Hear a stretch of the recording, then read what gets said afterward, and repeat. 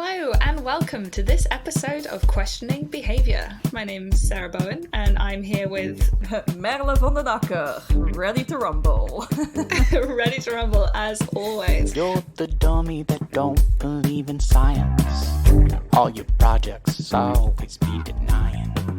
You're the dummy that don't believe in science. And this episode we are going to be talking about a topic which we have talked about before to some regard with some other guests. We'll link those episodes below if you are interested and want to hear what some other people have said. But we are talking about, again, behavioural science and public policy. And specifically this week, we have guests from the Behavioural Insights team in the podcasting virtual studio with us, which is very exciting. Mm-hmm. But before we introduce them, we're going to have a bit of a gossip, a bit of a discussion. We are a bit of a kiki. So, Merle, the Behavioural Insights team, when were you first made aware that they existed, and what are your thoughts? So this is always, a lot of people ask me similar questions about, what was the first popular behavioral science book you've read and when did you read it? So I was late to the party always. I didn't know much about the BIT until I was halfway through my master's in behavioral and economic science. I am just not that quick on the uptake, I think. So I was introduced to them, or I knew what they were relatively late. So I think halfway through the master's must have been early 2017 for me. And it was cool.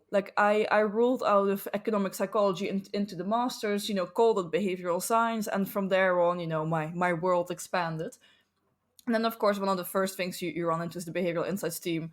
I did my master's in Warwick, which is in the UK. The first Behavioural Insights team obviously was also in the UK initially as part of the UK government. And it seemed like a really cool development. I've read up on it a bit. I do always read the reports that they push out, which is always really interesting.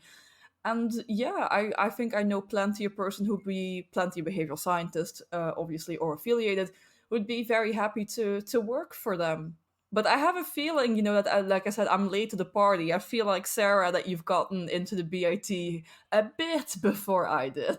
Well, yeah, I think I would actually say that the BIT, when I first heard about them, I was sort of blown away. I mean, I knew that it might sound like an overstatement, but at the time when I was studying, doing my undergraduate and trying to figure out how do I actually get to learn about behavioral science, how can I find this within the university? How can I learn more? It was really exciting. And the BIT is part of the reason why I decided to do a PhD. I mean, not that you need a PhD to apply to the BIT. I can imagine you applying. After you finish the PhD, you're like, bye academia, straight into a BIT. I can see it. It would suit you. Yeah.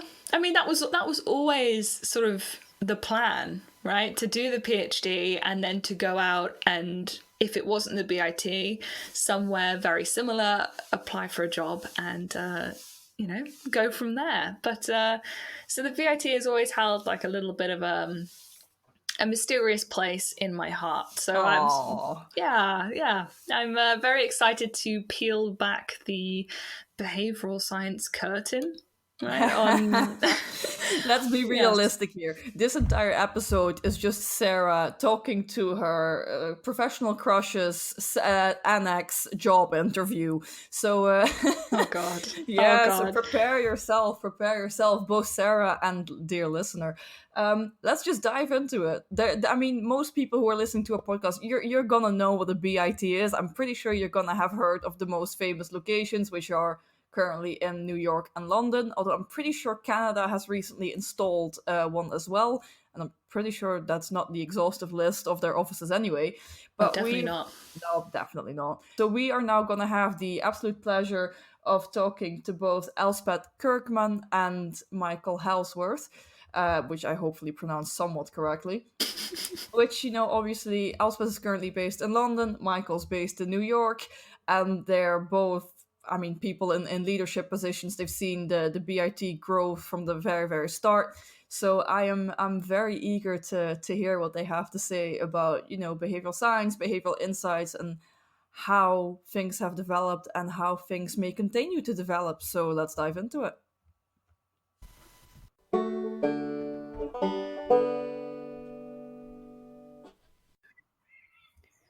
Okay, so today, once more, we are actually talking to two people. So, God help us and God help Sarah for all the editing. But we are actually talking to both Elspeth and Michael. And then, of course, for us, the first question is always, introduce yourself. Who are you? And then I think I'm going to start asking this to Elspeth to keep some matter of order in this podcast. Thank you very much. Thanks for having us. My name is Elspeth Kirkman. I work at the Behavioural Insights team. I've held a lot of positions during my time there. Michael and I have done job swaps and life swaps to an extent, because both of us have run BITS North America office, both of us have run BITS health team. I've also done some work on education and have been there since it was part of the Cabinet Office. Prior to that, I used to work in management consulting, and I'm actually a recovering English literature student. So in terms of academic chops in the area, not an obvious match. Fantastic. That's quite a transition, English lit to leading a BIT. Ask Michael what his degree's in. So then I'm quite curious, Michael, who are you and what is your degree in? Hi, everyone. My name is Michael Hallsworth. I currently run the Behavioural Insights team North American operations, as Elspeth used to. I have been with BIT, pretty much since it was created around 10 years ago. Prior to that, I was at a think tank called the Institute for Government, which tries to improve the way government works. And before that, I was at the RAND Corporation doing public policy analysis. My first degree is in English literature. Hey! We both subsequently have done other qualifications which are more relevant to the field. Actually, it's an interesting point. It's not completely irrelevant, because you spend a lot of time looking at language and the effects of language and how language is structured and so on. And obviously that's very important to influencing behavior. It's not the only thing that we do by any means. Messages do matter. And so it has actually been quite helpful in ways that you might not have anticipated. That is a very fair point. I take back my joking matter towards your degrees. I find the switch very interesting. It's just not, moving from English literature, despite, the effect of framing and the effect of language, it's not the most natural progression to go from English lit to behavioral science, I would argue. So this question is apparently relevant for the both of you, which I find even better. How did you actually move from English lit to being, a really important and prominent person in behavioral science? Elspeth, do please enlighten me. Sure. So I think there's an implication within that I chose English literature in a very deliberate and thoughtful way, thinking about my future career, which is probably not a very good, a very kind of reasonable assumption to make. So, I chose to do English literature because I knew what it was. I was 17, having to pick what to do at university, and I was pretty okay at it in school. And actually, I think I've always been a secret behavioural scientist. So I remember even when I was studying that, sort of thinking, wouldn't it be interesting if you could treat a book as, a data source, and if you could look at how narrative play out, and then you could look at the interplay between the way that politics and science and all of those sorts of things are running and the stories we're telling about it and all that kind of stuff. And I think after the event, I kind of realised, when I found out what economics was, and particularly what behavioural economics was, that maybe that was the breed of person that I am and the way that my brain works. I just didn't kind of know about it at the time. But for me, the sort of, in terms of the actual kind of mechanism of how did I get from English literature into working in the Behavioural Insights team, it was I became a management consultant on a graduate scheme after I graduated. I graduated right at the kind of cusp of the recession. So get into work, luckily. Many of my peers obviously didn't, and have got kind of long-term employment scarring as a result of that, but got into work, and within a month of working in my nice graduate job, they made a bunch of redundancies. I was luckily not in kind of part of that, but it meant that for the 6 years that I was working as a management consultant, a lot of what I was doing was focused on policy, on working with government, and on trying to kind of fix problems related to policy, the economy, working, all of those kinds of things. So I kind of fell in love with working on public policy through doing that. And at the same time, I discovered, great interest in data and human behaviour. It was kind of at the heart of a lot of what I was doing. And I really liked the work of the Behavioural Insights team. The Behavioural Insights team started, it was before it spun out of government. It had a trading arm that was set up, which allowed it to sell its services to other parts of government, to international governments. And it was around that time that I applied. And I think one of the reasons that I was able to join the team is that there was a lot of civil service experience in the team, a lot of public policy experience. There was a lot of academic experience in the team, but there was kind of less on that. How would you operate your projects as though you were a little bit more of a commercial business, for example? And so I think one of the arguments I was able to make when I was interviewing was that I could help with that. And whether I ever have or not is I was pretty transparent that I was basically completely in love with the behavioural science side of things, and I'm very grateful that I was allowed to basically indulge that and build a career around it. Well, fantastic, and a bit unexpected, actually. It's really nice to hear, different ways that people come into this sort of area of study and of interest.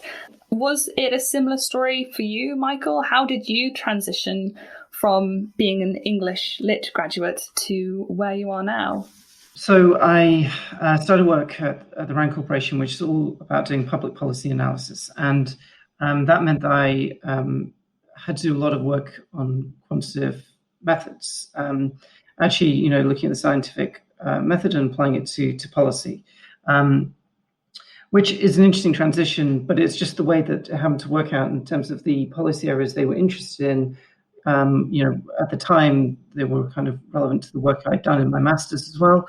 But the actual methods were more quantitative, and therefore that enabled the transition to doing a PhD in a quantitative area, running RCTs and so on. And I was just fortunate enough that I also could do it while remaining connected to the kind of policy world. So that's the basic way it transitioned. It was over some time, though.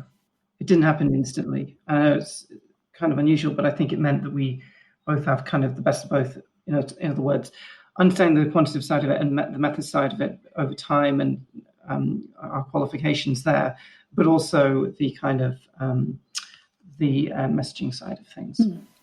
Okay, cool and unexpected combination of fields of study. So do you feel like this has offered you a lot of help during your participation, your employment, but also your leadership within the BIT? I'm going to ask you first, Elspeth. Yeah, I think having a unexpected background does help a lot in that regard. One of the journeys I think it's fair to say that BIT has been on as it's grown is there was a lot of pressure very, very early on when BIT was first being set up to prove the worth of behavioural science in a policy setting. I think people are somewhat sold on that today. It seems somewhat uncontroversial, but we have to remember 10 years ago, this was a slightly madcap idea that you really kind of had to prove its worth. And so randomised control trials were very much kind of at the heart of, and still are at the heart of, how we evaluated the effectiveness. But because it was a very small team, we weren't really able to double down on other methods that we're able to today. So we used RCTs as our primary way of evaluating things. As I said, we still do, but now we've got the sort of size and luxury and a little bit more intellectual diversity, I suppose, to use more mixed methods more effectively as well. So better kind of formal qualitative analysis, both of the problem at the front end and of what's going on in sort of complement to your randomized control trial. Being able to use data science, for instance. We didn't have all of those methods and the luxury of using them in the beginning, and some of them have also kind of developed over the last 10 years so that we've got newer options open on that. And to me, I think having myself gone on a bit of a journey from being, a reader of 18th century novels to being someone that can run randomized control trials.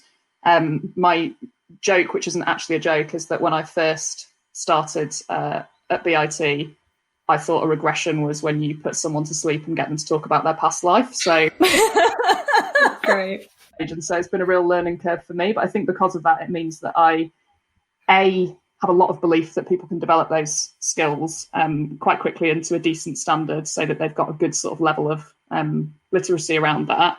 B, I have kind of open-mindedness, respect for, and enthusiasm for blending methods together and for really good kind of mixed methods work.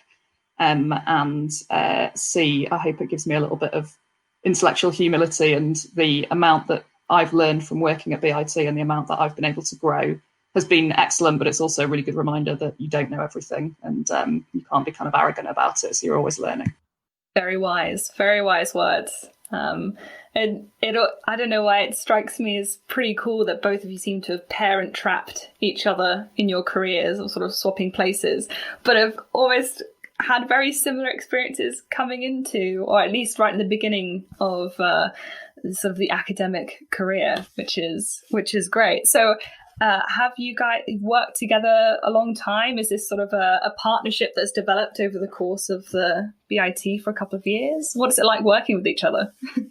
In terms of working together, I know it's been a quite natural thing. I think we just got on really well. It's kind of weird how we have swap jobs, but I think that's mostly around kind of circumstance and also trusting each other, that we do a good job in each other's roles, I suppose. I actually made the writing of our book pretty easy as well. I've heard some horror stories about this, but Elspeth may be sort of keeping her counsel here, but I think overall it was quite an easy process to write this book we have coming out with MIT Press in September, which is about behavioural insights as a whole.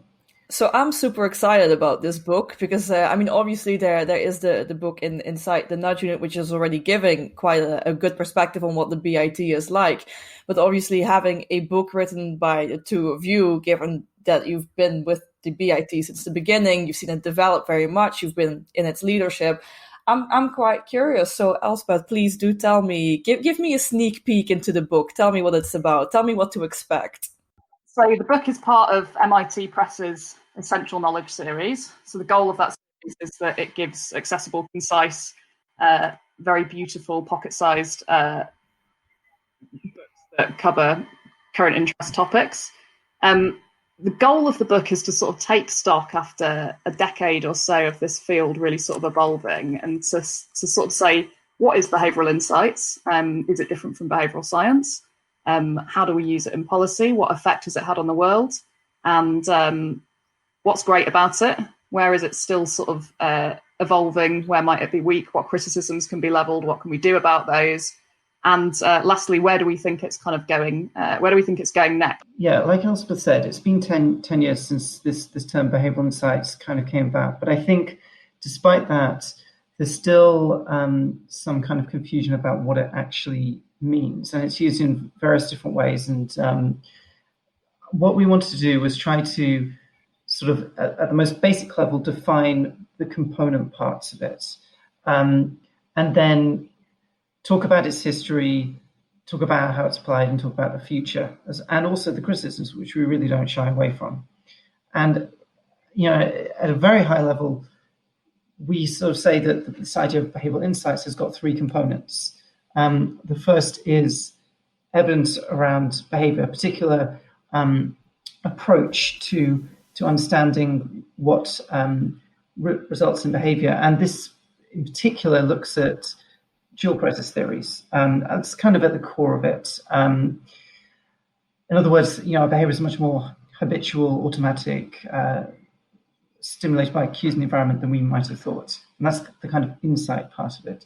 The second aspect is practical application to real-world issues. This is one way in which it's different from behavioural science, because behavioural insights says there's a practical problem. Can we change? Can we influence that practical problem? Can we make a difference in the real world? It was born out of a practical context in which you want to make a difference. And the third component is, evaluation in real world settings, a strong commitment to try and find out what impact you're having, using randomized control trials wherever possible, but we know that's not always possible. And so the first most basic things it does is try to sort of set out that definition, which I think might be helpful, because I've certainly myself, when I've looked at various papers or books that refer to this term, which we did come up with, but was quite ill-defined at the start, and now we can be in a position of saying this is what it is. Yeah, I think that's incredibly relevant and important. I can't wait to read it. I think it's always a bit of contention as to what is a behavioural insight. How is it different from a nudge? Is it the same thing? I mean, the BIT has been referred to colloquially as the nudge unit, but I'm pretty sure there are some separations between the terms. I don't know if you guys want to speak to that. When is a behavioural insight a nudge, and when is it not a nudge? And should we be moving beyond the terminology of nudge, do you think? So I think the idea of nudging has been very helpful, but it is as Thaler and Sunstein themselves say, a political construction. It's a way of applying behavioral science to appeal both to kind of left and right, as it were, and to provide, maintain freedom of choice, while also guiding choices. Behavioral science is much broader than that. It doesn't involve the same restrictions that the concept of nudge has, and that's why we didn't call ourselves, the nudge unit, because the application is broad. And this goes back even to the Mindspace report we did 10 years ago, which explicitly says this kind of thing, that behavioral science is better seen as a lens through which you perceive government action, rather than being like a tool and toolbox. We kind of say, we could do a behavioral science thing, or we could just do normal policy. That's not the reality. Most policy influences behavior in some way, and therefore you should take into account the evidence about what influences behavior. And so in the book, for example, we give examples of how you can apply this body of knowledge to various areas, including, for example, the design of legislation or the design of incentives, which is quite different from a nudge approach, which says, legislation is off the agenda. So basically, we said that if you limit yourself to nudge, you limit your the usefulness of this body of knowledge for policy and indeed, private sector or other applications. Yeah, I guess maybe I would add that I think some of the work that we at BIT are kind of most proud of, I mean, obviously a huge back catalogue of our work would be categorised in the sort of nudge category, but some of the work that we've been involved in that's had a pretty enormous impact has been squarely not in that camp. And Michael was more directly involved in this work, so can probably add some sort of behind the scenes details in a moment. But the work that we've done, for example, on obesity and taking calories out of the food system is, I think, a really interesting example of the limitations that you hit if you only look at behavioural science in terms of nudging.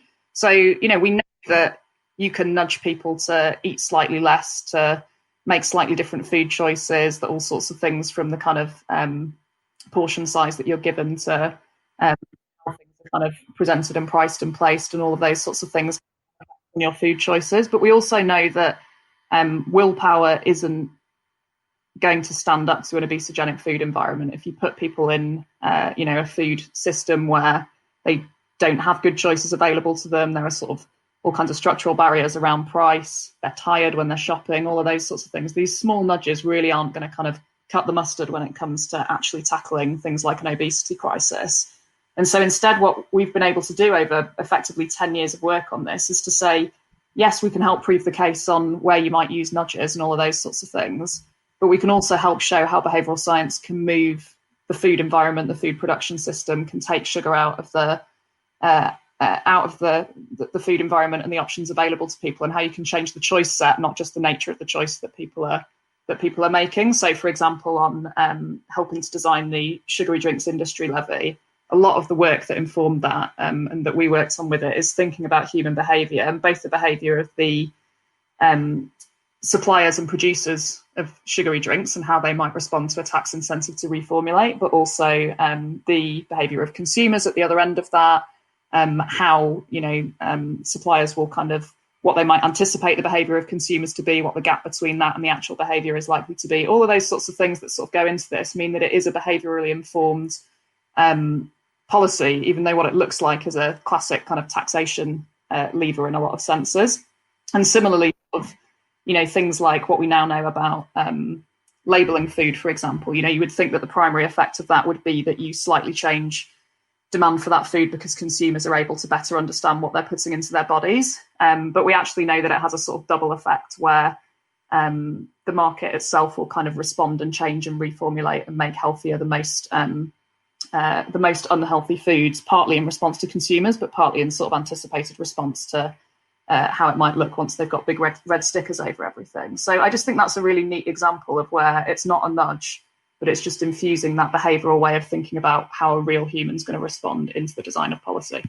I think it's a really good point, Elspeth, and it's, just thinking about the opportunities around designing markets differently with a sophisticated understanding of behaviour that adds to kind of the more traditional economic understanding can have really big effects. And that's very different from the initial kind of dialogue that came about around nudging and so on.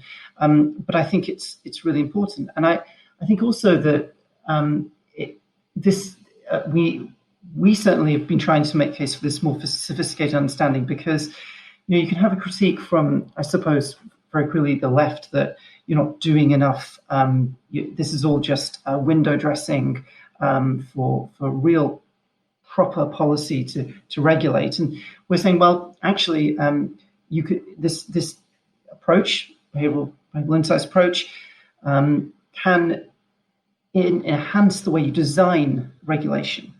Can give a better understanding of the ways in which you can anticipate behaviour and gear the market towards a better outcome, rather than a more crude understanding of how it happens. And then the critique from the right might be, but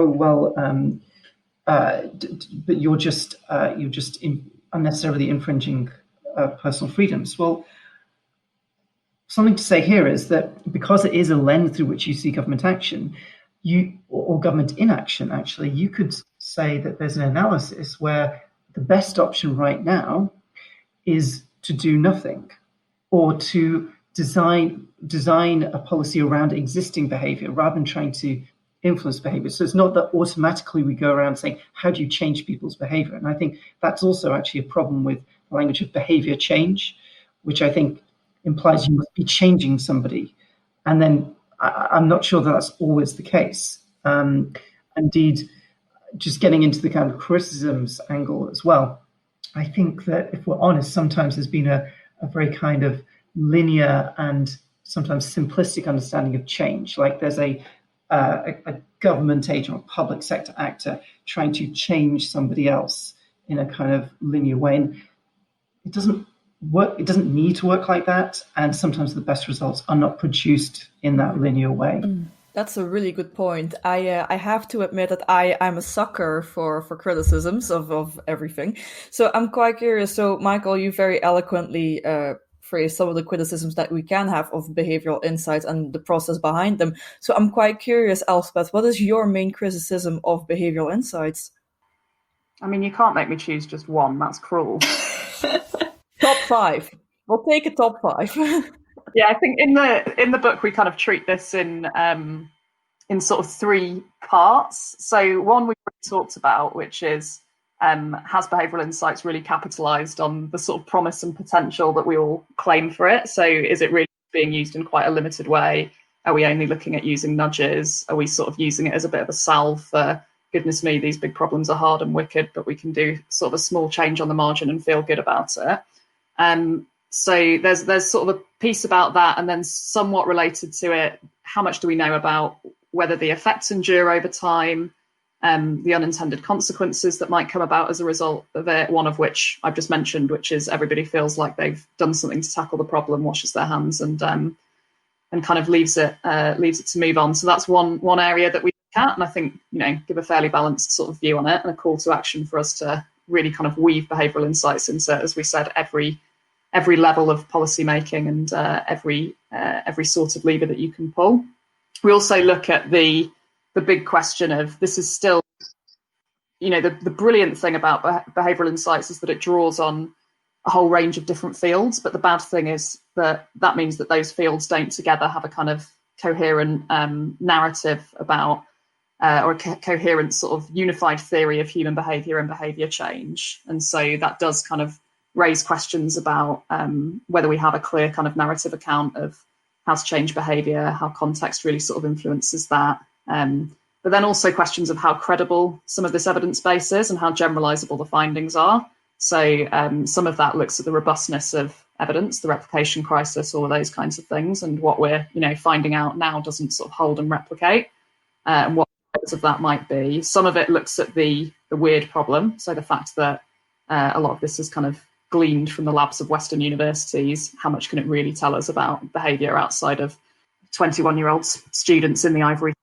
Right. And then we kind of look, the third bit, I guess, is the sort of acceptability piece. So, what's the kind of line of where it's acceptable to intervene and try and change? The business of changing behaviour is somewhat inherently controversial, I suppose, and we should raise and ask questions about where it is not acceptable to intervene, and what kind of level of license and consent ought we to be expecting from people when we're going to be kind of meddling in the detail of their daily lives and their choices, I suppose. So that's the way that we kind of look at it. I haven't picked one favourite criticism, but I guess if I was forced to choose, one of the areas I think is most interesting to sort of debate and have a long discussion about is the area of the weird problem of this stuff just isn't particularly kind of transferable necessarily to the human experience in the round, and what do we know about that, and how we kind of seeking to fix it. So it's not necessarily the biggest problem, but to me it's the most interesting one.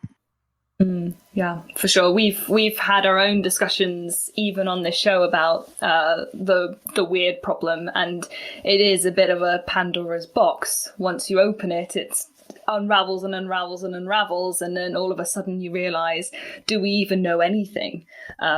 Which is quite interesting, because I'm curious. So the BIT obviously was developed within the UK to sort of cater for the UK system, and Michael, you spoke really interestingly about the sort of catering for both sides of the aisle, for the people who may be more left wing and people more right wing, and that's sort of the structure of politics within the UK, and maybe that's also the case in the US. But what has it been like to try and set up and sort of recreate the business model of the BIT in other countries? Has there been any sort of expected or unexpected problems of sort of transferring this business model from the UK to another country which maybe doesn't share so much of the weirdness of the UK? Increasingly, BIT works internationally. One really heartening thing, I think, is how well a lot of findings replicate across completely different cultures and contexts. So, for example, we've done a lot of revenue collection, tax-related work in a whole range of settings now, and you find that similar things tend to work, whether you're in Guatemala, Indonesia, Singapore, UK, and various other places. So it is quite heartening that it seems that fundamentally we might have as much in common as we have that's sort of different across cultures and contexts. But I know that from work that I've done, there's clearly a big gap. And one thing that I would like to see is more research coming out of universities in developed countries, for example, that is sort of drawn on as the primary kind of go-to source on what do we know about human behaviour in different contexts. But in the absence of having a really good sort of strong field to draw on there already, I think we've learned a lot of lessons about how to make sure that the interventions that we're designing are at least culturally competent, and how to partner more effectively with people in the countries that we're working with. So there's some work that we've done with the International Rescue Committee, for example, where we've worked in the world's third largest refugee camp in Tanzania, with Burundian and Congolese refugees, and in designing the interventions that we put in place there, that works all around trying to reduce violence against children perpetrated by teachers in schools. The way that we kind of designed those interventions was that we did a lot of co-design with people who work at IRC in the camp setting, so they understand kind of how the system works, but also with teachers themselves. And we did a lot of sort of interviews with translators and interpreters and all of those kinds of things. But we also did a lot of work where we tried to get IRC colleagues on the ground in Tanzania to sort of facilitate it so that we didn't necessarily need to be in the room on things like the training, because we're basically a massive distraction when we're there, because we're coming from a completely different context and setting with a completely different background, and people don't behave in the way that they will when you're not in the room. So it's kind of better to be removed. I think a couple of really specific things that came out of that were interesting was stuff like one of the things we wanted to do was to improve attendance by teachers at these sort of classes to help them learn about positive discipline methods that don't require the use of corporal punishment. We were going to have these leaderboards that show people's attendance, and so you start to kind of compete to be at the top of the attendance ranking. And we did some prototyping of these, and they got kind of laughed out the room, and we couldn't really understand why. And then someone explained to us that you would never want to be at the top of a leaderboard like that, because people might get jealous and perform like witchcraft on you, which is not obviously something that we were familiar with as a concept. But it was a really interesting, that doesn't necessarily mean that people aren't motivated by competition universally, but it does mean that the idea of being the winner of a certain type of competition just doesn't work in another cultural context. And that's the sort of thing, we clearly never would have picked up on had we not been working with local people. So it's a pretty obvious kind of solve for it, and international development experts do this really, really well, and we kind of take their lead on it all the time. But it's just been very striking to me how we've sort of calibrated based on that. That is really, really interesting. Yeah, to me it seems, but this is probably predominantly Western. But I mean, Sarah and I always go in for a competition. I mean, a leaderboard to us is just another day, another challenge. But it's good to know that it can have such repercussions and could completely backfire as an intervention. That's this is something that if you're not there, and if you're not considering the aspect of weird, that you just never think about. Because give a Westerner a competition and they'll take part, right? And just building on what Elspeth said, we have this kind of interesting answer here, because we think that the weird criticism is a fundamentally important one, and is not going away. At the same time, we do have some interesting cases where interventions that we developed have actually been replicated in fairly different contexts. So the study we did on reducing antibiotic prescribing, the one we published in The Lancet, has been replicated in various different countries now with a strikingly similar result each time. I think 5 different countries. It's around social norms applied to peer comparisons, right? And similarly, literally just last week, a study came out in PLOS One in Israel, which replicated our study in PLOS One around reducing missed appointments through text message reminders and the different messages.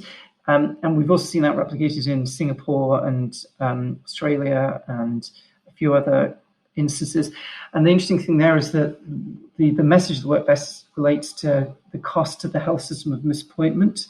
But these health systems are really quite different, and the way they're set up and costs are different, and the funding model is different. And yet that seems to be cutting through in different contexts. So we have these kind of interesting, I think there's a long way to go to work out what are the things that do actually hold true to a surprising extent in different contexts, and which ones would be completely misjudged. We have a lot to learn there, that's for sure. I do think that the criticisms part of the book was in some ways the most satisfying to write, because we pay attention to the academic literature. That's our our job. We have to. We're predominantly concerned with having an impact in the real world, but we spend our time reading the criticisms. And what's quite strange about them is, one, they seem to sort of assume that there is no reflection on the part of practitioners, as if practitioners themselves aren't reading these things and thinking about these things themselves. and making the best choices they can in complex situations.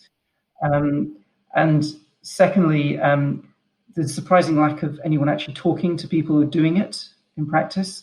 So sometimes what I do is I sort of drop a line to the academics who've written it, then have a very productive conversation, which is sometimes quite surprising to them, where they find out that actually we have considered these things and taken them into account. So what we enjoyed was actually trying to distill and summarize the many different overlapping and sometimes contradictory critiques that you get of this field, and putting them out there, not to try and rebut them one by one, but to say there are legitimate concerns here, and to try and give some ways forward. And I think one way in which that's done, I think, fairly well is on the ethical side, where we try to set out a kind of simple framework for understanding the ethical dimension of any particular intervention. And not saying that, oh, it's all fine, or that it's completely terrible. And that's, unfortunately, the critiques tend to deal in absolutes, whereas the real world applications are not absolute. And there's sometimes you have to make decisions based on the precise kind of level of harm involved and the strength of people's preferences. And what we do is just kind of set out those different factors in a way we hope can enable people, when they're faced with that practical context, to make a good decision, or the best decision they can make. Okay, that's actually, it's to me it's very interesting that you mention as one of the critiques that you feel that within behavioral insights, or maybe behavioral science as a field, there isn't enough communication between practitioner and academic, or that it is judged as if there isn't such a communication. Do you feel that this is going to be a better established connection within the future? Because you within the book you discuss, also what the future of behavioral insights is. Is this one of the core aspects of its future, in addition to fixing the three categories of criticism that you've already raised? Yeah, I mean, one of the things that we talk about as an aspiration for the field is almost the field kind of fading and becoming invisible, because everybody has internalized and adopted a behavioral way of thinking about things in kind of doing yourself out of a job. And I think democratizing the knowledge and the skills it takes to run a behavioral project more than we currently have. So there's certainly a place in terms of advancing the field, in terms of deepening our understanding, in terms of figuring out which things are going to work best in which context, and what would our best sort of bet if we had to, put a behavioural slant on a policy be. There's certainly a role for academia there. That's not going to kind of disappear. The field will need advancing. But as we sort of build a much more stable foundation and a much more clear sense of which insights replicate what context are they particularly good in, those kinds of things, you don't want policymakers to be having to go and dig out academic journals, or practitioners to be having to go and kind of do the legwork to find these things. You want it to be part and parcel of the way that they're trained, either by their professional institutions or through kind of, I guess through professional training as a policymaker as well, so that it becomes a natural way of thinking. And there's this kind of, I guess one of the places that behavioural insights comes from is that there are these very well used levers of policy and these very well trodden ways of thinking about problems, which relate to the structural aspects of a problem, financing, all of those kinds of things that might relate to circumstantial or kind of opportunity related barriers, like, what are the opening hours of a job centre, or how far away are you from your nearest childcare option, and those kinds of things. But the piece that's really kind of underdeveloped and often neglected when you're thinking about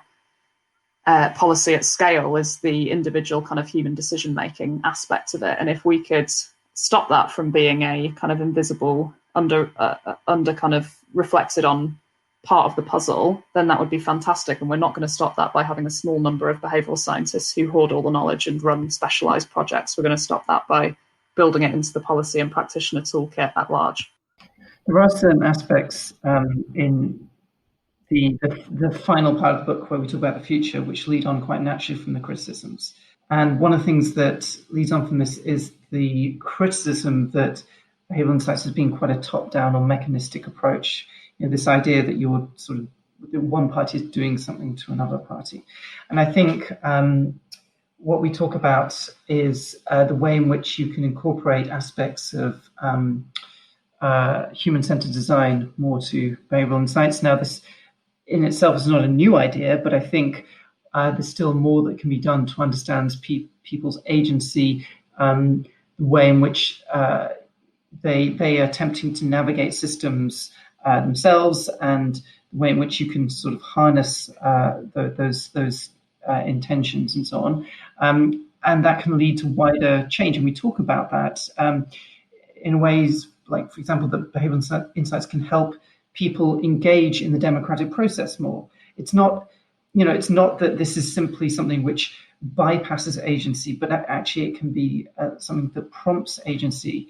And I think that does happen. And indeed, we talk about this criticism from the angle from say Gigerendz's perspective that you're sort of downgrading people's ability to make choices using heuristics. And we're saying, well, actually, that fits quite neatly within the wider concept of behavioral science and boost. And we're fans of the concept of boost if it's the way that it's most effective in that context for getting a good outcome.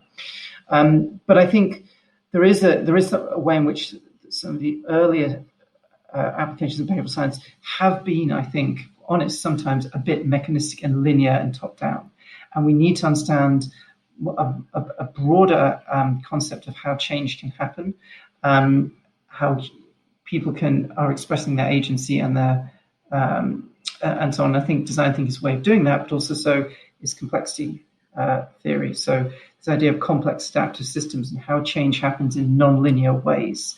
And there's a problem here sometimes that if we rely on randomized control trials, they explicitly tend to guard against non-linear change and so on, because we see it's contamination between a control group and a treatment group.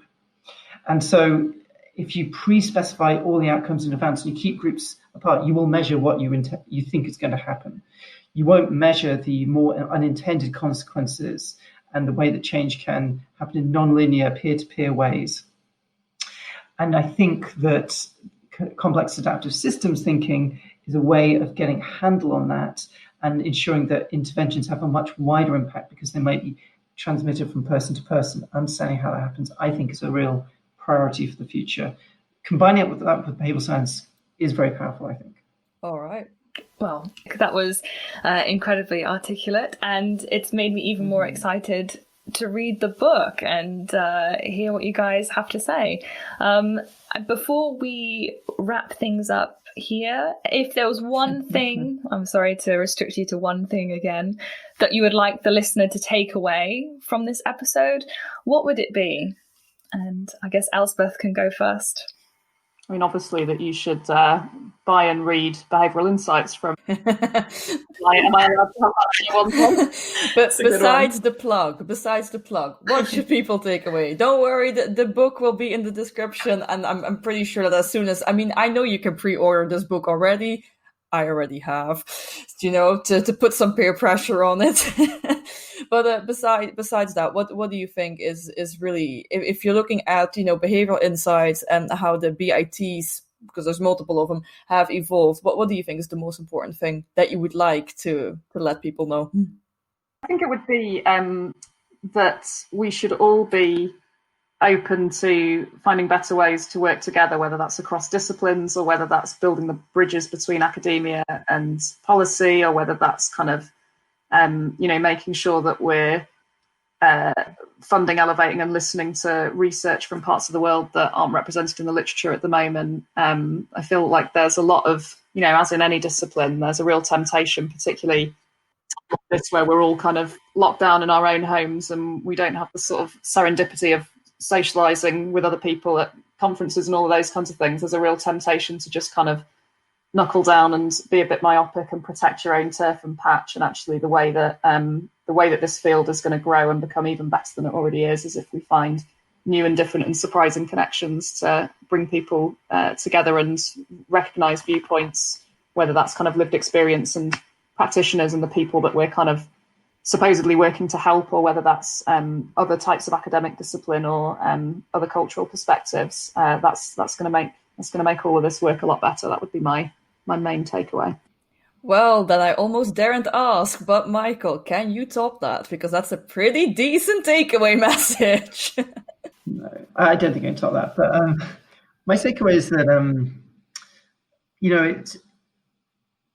it's been 10 years that we've been talking about the idea of behavioural insights, and I think it's seen a lot of attention and success. You've got hundreds and hundreds of countries that have adopted this approach. A whole kind of field has grown up. But there are some serious questions at this point about, has it achieved its potential, and what is it going to be in the future? And I hope that what we can do is try and stimulate some of that debate, because I think it is really important. And if the field doesn't adapt and get serious about some of the questions, it won't fulfill its potential. And that would be, I think, a shame. So we do need to be self-reflective here, rather than just thinking, oh, it's all been great and we've had successes, because we could have done more, and I think we can do more. Fantastic. All right, so we end on another critical note. Makes me even more eager to read the book, because I love a good criticism, and I have a feeling there's plenty of food for thought here.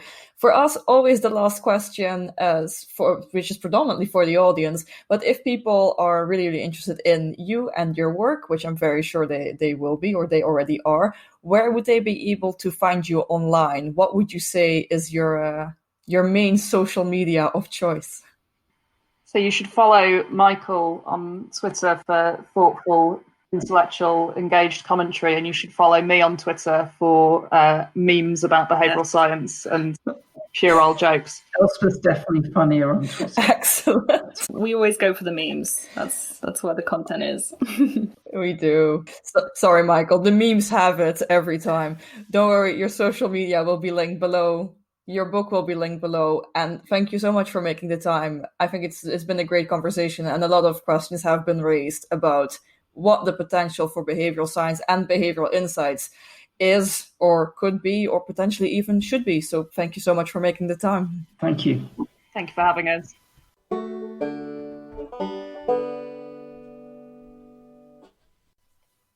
Okay, so that was us talking to both Elspeth and Michael, who I think have given us a lot of insights into behavioral insights in general, but also the BITs that they work for respectively.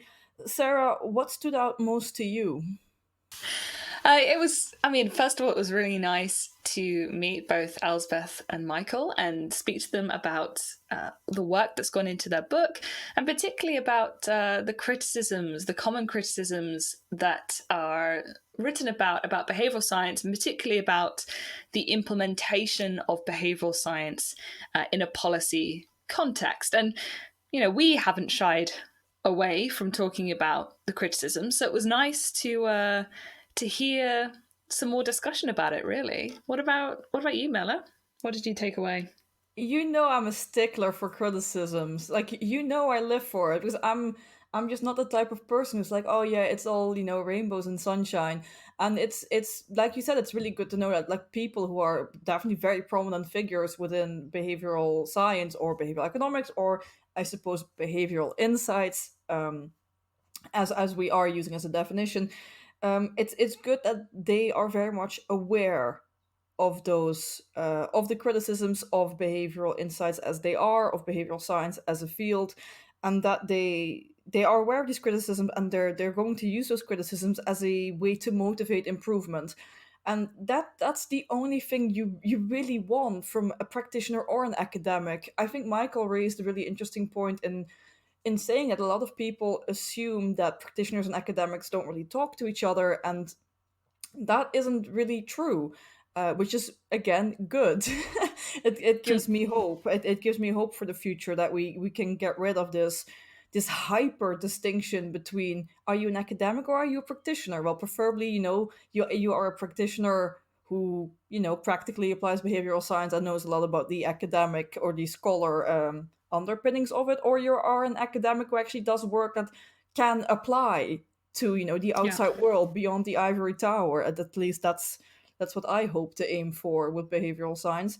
So it's good to know that they have a very similar approach in mind to bring behavioral science to the next level, because they have made it very clear that they don't think we've reached full potential, and that's good to know. Yeah, no, it's important. I think we really need to be constantly asking ourselves, what can we be doing to improve, the field and the way that we apply behavioral science, and be open and honest with ourselves about where things seem to be going well, but also not being afraid to really investigate the criticisms.